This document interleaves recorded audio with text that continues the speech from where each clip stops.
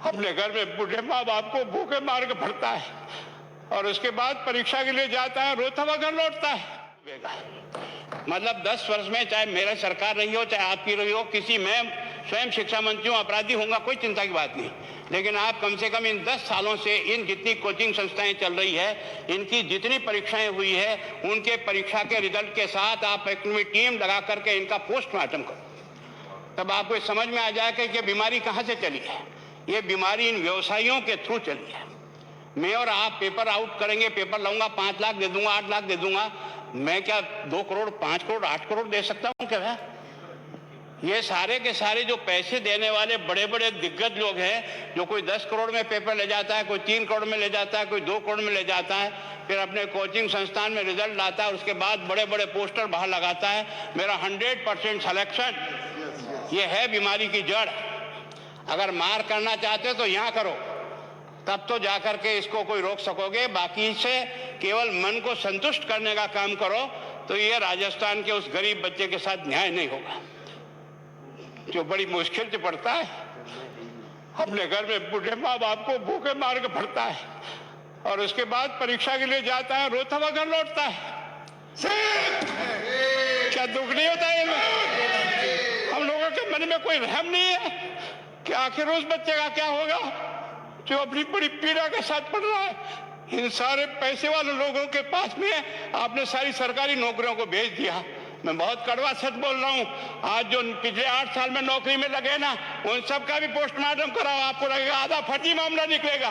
कोई है नहीं, कोई सोचने वाला है इस पर कि आखिर उसके दर्द को कौन जानेगा?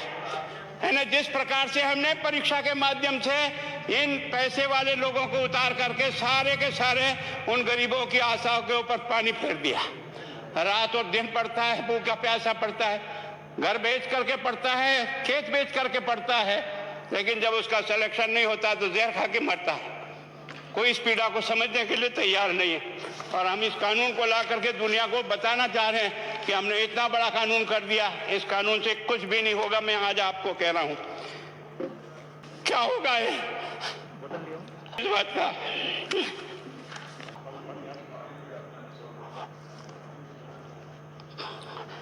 किस तरह की गैंग पालनी है उन्हें, पानी पिला दो, है ना। मैं उस दिन भी पूछा था कि मैंने कहा ये शिक्षा संकुल पे है, जिन लोगों को ड्यूटी पे लगाया, इसको लगाने वाला दोषी कौन है, जिसके कारण से पेपर जो है ना काट करके निकाल दिया।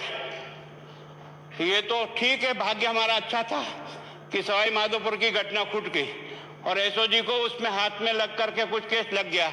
अगर वो केस नहीं लगता तो आज आपकी सारी नौकरी पर इन सब बड़े बड़े दलालों के स्कूल में पढ़ने वाले बच्चे होते और मेरा गरीब का बच्चा अपना घर लौट के जाता। क्या दुर्भाग्य है। और इस कारण से केवल इसके लिए खुश मत हो जाओ कि हमने कानून बहुत सख्त बना दिया इसलिए अपराधी रुक जाएगा। नहीं, सिस्टम को बदलना होगा, ये परीक्षा का सिस्टम चेंज करना होगा। मैं सोचता हूं कि क्या हम इतने अक्लमंद बैठे हैं, क्या इस व्यवस्था को चेंज नहीं कर सकते? क्या एक ही पेपर हर राजस्थान में 20 लाख बच्चों को दिया जाए? क्या इसका कोई ऑल्टरनेट नहीं हो सकता? इसका ऑल्टरनेट सोचना चाहिए कि हम परीक्षा को टुकड़े टुकड़ों में कैसे कर सकते हैं। जिले के अनुसार पेपर नहीं, एक नहीं हम 25 पेपर बना सकते हैं। कौन से सेंटर पर कौन सा पेपर जाएगा कोई तय नहीं करेगा कौन सा जाएगा, और हम जो इच्छा होगी उस सेंटर पे पेपर भेजेंगे। और ये जितने भी प्राइवेट कॉलेजों में आपने सेंटर बना रखे उनको बंद करो, इनको तुरंत बंद करिए एक ऑर्डर से। जितने भी सरकारी विद्यालय है और सरकारी नौकर ही एग्जामिनर बनेगा और एग्जामिनेशन करेगा, तब तो आप इसको बचा पाओगे। ताकि आप और मैं कितने भी कानून बदल कर दे, आपका वो जांच करेगा, आपका वो अधिकारी आएगा। आपने कहा भाई सेशन जज के नीचे नियुक्ति नहीं होगी, इसके अलग से कोर्ट होगा, बहुत अच्छी बात है। प्रोविजन जो आपने डाले हैं वो स्वागत योग्य, स्वागत करता हूं, पर इन प्रोविजन को लागू तो आप और मैं ही करूंगा, कौन करेगा? जब हम ही ठीक नहीं है तो इन प्रोविजन क्या रोएंगे अंदर बैठे बैठे? जब तक हमारा दिल और दिमाग ठीक नहीं होगा ना, इस बीमारी का इलाज नहीं होगा। हमने शिक्षा के मंदिर को भ्रष्टाचार की भट्टी में जलाकर खाक कर दिया। दुर्भाग्य हमारा, जहां से कोई आशा की किरण दिखती थी उस गरीब को कि चलो मैं अपनी मेहनत से आगे बढ़ जाऊंगा, लेकिन अब वो निराशा में आ गया।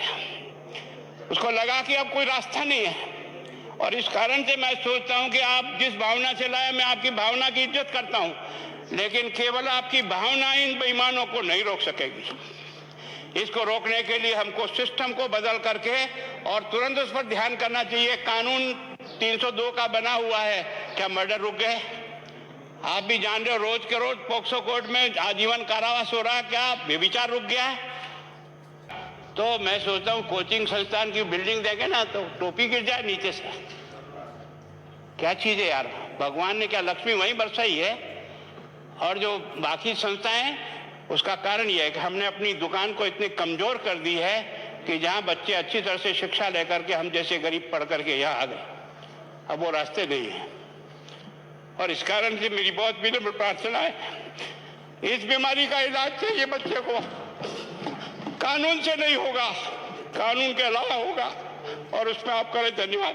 Thank you. माननीय मंत्री महोदय।